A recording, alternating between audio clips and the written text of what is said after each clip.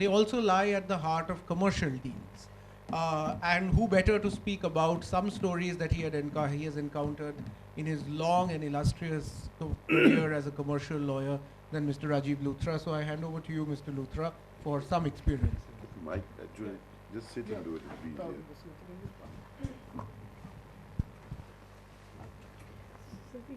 Ladyship, my lords, my seniors, and friends.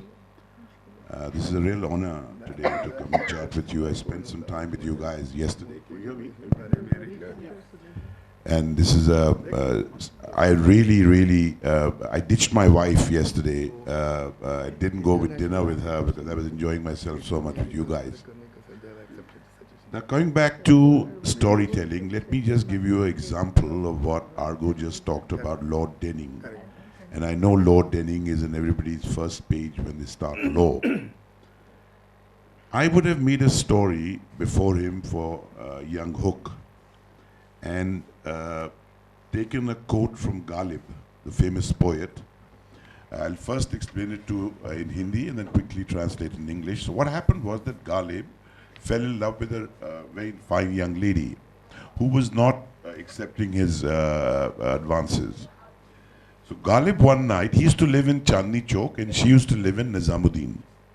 Ghalib one night drank a lot of whatever he drank and turned up at her house and it became 2 o'clock by the time he got there. There was no metro those days. When he got there, it was 2 o'clock and he'd had lots of alcohol inside him and he was taking her name and she wouldn't listen. This is similar to this guy. There was no loos or toilets or lavatories. And he needed to go, call of nature. So he let loose on her wall. A police guy comes and says, you know, you can't do this. We'll take you to jail. He says, no, no, Janab. जो आपको दिख रहा है वो नहीं है. ये आंसू हैं, जगह ढूंढ ढूंढ के निकलते हैं.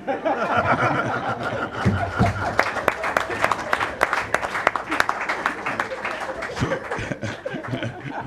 basically these are tears finding different ways to come out. I think you would have won the case.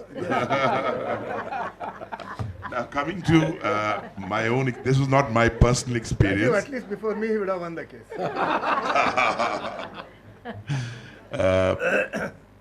So yesterday, Shabna talked about that I'll be telling you a story about the Noida toll bridge. I thought about it.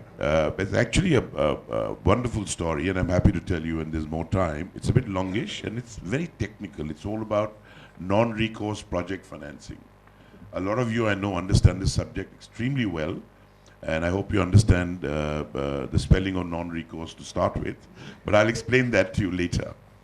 So I thought I'd change it. Suffice to say that that's the only toll bridge on this earth which has a granite plaque on it with a lawyer's name on it, even today.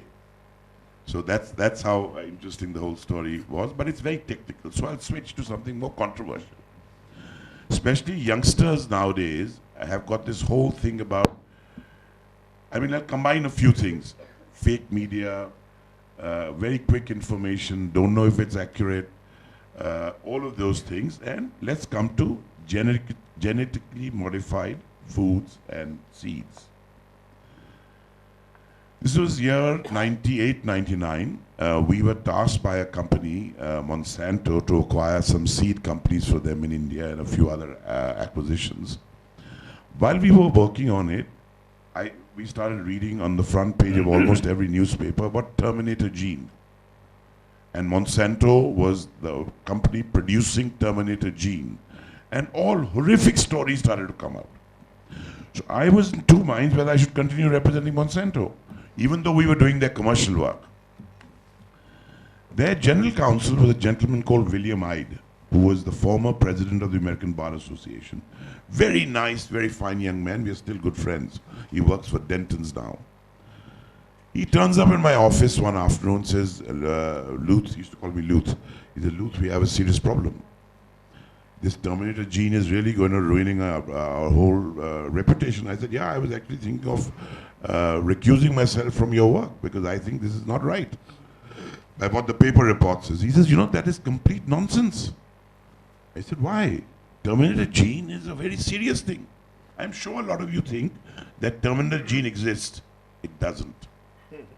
It's a patent of a concept in America. Oddly enough, a company called Delhi Seed Company, nothing to do with India, this is imagination of Americans, patented the concept of Terminator gene, and Monsanto happened to buy that company. That is all there was. Till today, there is no Terminator gene. While this discussion was happening and explaining to me, so I said, look, the best way is let's go and meet some of the editors and explain to them the truth. This is a little anecdote here. So he said, Luth, who should do it? I said, send me somebody. You must be having many, many technical people, CTOs, etc., in your company. Find out the guy who's never been stopped at an airport internationally. So he said, sure. Then he stopped. He says, why are you saying that? I said, he has an honest face. So we got a guy, happened to be an Indian called Dr. Ganesh Kishore, came to India. We met various editors and the Prannoy Roys of this world and Arun Puris of this world, and explained to them that this is only a concept. That was the last day we saw Terminator gene in any newspaper. 3 days later, Vandana Shiva, madam, decides to file a case, a writ in the Supreme Court. Her foundation was called Research Foundation, then there's something longer, I don't remember it, versus the Union of India. And Bill called me up again. I said, Bill, I'm not really an arguing guy. I go to court, but not that often, and this is something you probably use another firm. He says, no, Luth. But I saw you in action that time, and you made me choose a guy who's not stopped in the airport. You're going to spearhead this case. And this is a very important case for them because the first time genomics was being challenged at a Supreme Court level in any country in the world. This could have shut down Monsanto forever. So we put our team together. Then I said, look, I want to understand what is genomics. So two of my partners and me, one youngster who was not a partner then, we flew to St. Louis. We spent 2 weeks there by the hour. And we learnt what is genomics. I have fired a gene gun myself, convinced that this makes sense in many ways, and India should give it a chance. Came back and put a team together of very senior, good, great quality senior lawyers. And Justice Sam Barucha was single bench, he was on the bench. And I won't name the opposing lawyers because I embarrassed them a little bit. There was a lady who has her whole demeanor is as little banshee-ish. I can't define it better. And now there is Judge Sam Barucha. There's Sam Barucha sitting in his regal robe, etc. And here's this lady starts, Lordship! They're playing with nature! You know, anybody will be scared. They're playing with nature! So, anyway. Our senior, the senior advocate who was leading us, I pulled his gown. I said, but she's not telling us what is wrong with playing with nature. Let's hear that. So he says, why don't you argue? So I suddenly dropped into the deep end and I took leave of the court and I started. I said, Lordship, we've heard playing with nature. Must be bad, but I don't know what's wrong with it. Now let's just look around, Lordship. We are all playing with nature. We are wearing clothes. We shouldn't be wearing clothes. Let's take that further. Agriculture, playing with nature. Nature didn't bring a plow. Nature didn't say plant a seed. Let's go further. Today we are alive, green revolution. Hybrids. You can't be playing more with nature than that. Let's go back 60 years. Malaria, DDT, playing with nature. But we are alive to fix it. We know today DDT is bad. Now, I don't know what's wrong with BT cotton. By the way, this is not food. So at that time, the approval was only for BT cotton. And one of Sir's very dear friends who works in my firm, I made him eat BT cotton in the court. Till the court rises, you'll see nothing happens to him. Put that aside. So now I was trying to weave a story around something simple. Because I was worried that the judge will say, that, oh, I understand, let's get a committee and then let's injunct everything and in 5 years everything is gone. And I was convinced I want to make sure that doesn't happen.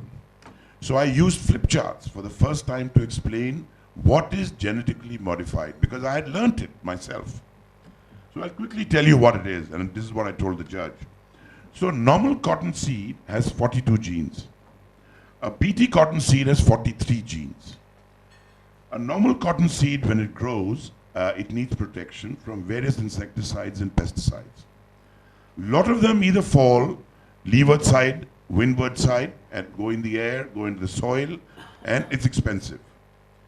What these scientists have done in Monsanto have discovered a gene that actually produces the same insecticide and pesticide in the plant itself, its own protection. So the efficacy of cotton production has gone up. We had 7 years data then, and it's FDA approved, that it had gone up by almost 93% in America, in Brazil, in Philippines, in Australia. And and we were having farmer suicides, cotton farmer suicides in India. So I thought this was a good way to. So I explained this to the judge, and he said, okay, I want to hear this daily. So Tuesdays, Wednesdays, Thursdays, every afternoon we were in court. At night we were, typical American client. One lot is in Japan, one lot is in St. Louis, one lot is somewhere else. Conference calls. I would even shave and have a bath during those conference calls because everybody is talking. I could hear. And one evening, now this is a very important thing, and this will be the really bang for your buck as far as I'm concerned. I promised my wife something, and I had totally forgotten. My wife, by the way, a lot of you don't know her, she's an angel, actual angel and a saint. I don't say it behind her back, I say it on her face, and I really mean it, believe me. And what I did was absolutely no defense. And we create defense from thin air. So I arrived after the stupid conference call about 11:30 at night, and there was my wife. And one more thing, data point. I just bought this 80-inch LCD television that morning. It's in my bedroom. I arrived, and my wife walks in with the Gita Prakashan book of Hindi to English Gita. It was 900 pages. And started shouting at me. She's never shouted at me before, and touch wood, never after.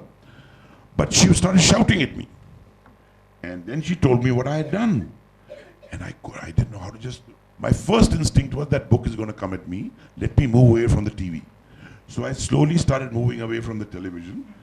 And I said, I'm an athlete, I'll duck. But my TV will break. Then I looked at Gayatri. Now this is the key. I said, Gayatri, do you believe in the karma theory, the karma theory? Immediately 600 degrees centigrade temperature came down to 60. 60 degrees centigrade was very hot, by the way. She said, yes, I believe in it. I said, look, Gayatri, I'm a shit, complete, useless. And I'll tell you what I did also later. I said, look, Gayatri, you're the best wife any human can have. And I really mean that. I didn't tell her that I really mean that, but I'm telling you guys, I really mean it. I said, you're the best wife any human can have. And you believe in the karma theory. Now that's the hook. Once somebody says, even a judge says, believe in the karma theory, judge is fixed. I'll tell you why. And if the judge is abusing you and saying, you're useless, this, that, you say, look, I'm only the fruit. You did bad deeds in your previous life, so you got me. I did great deeds. And I got you. So how could you blame the fruit? The book did come, but on the bed, never marry a lawyer, and she walked out. Are we done? Yeah, about a minute. Okay, a minute, good.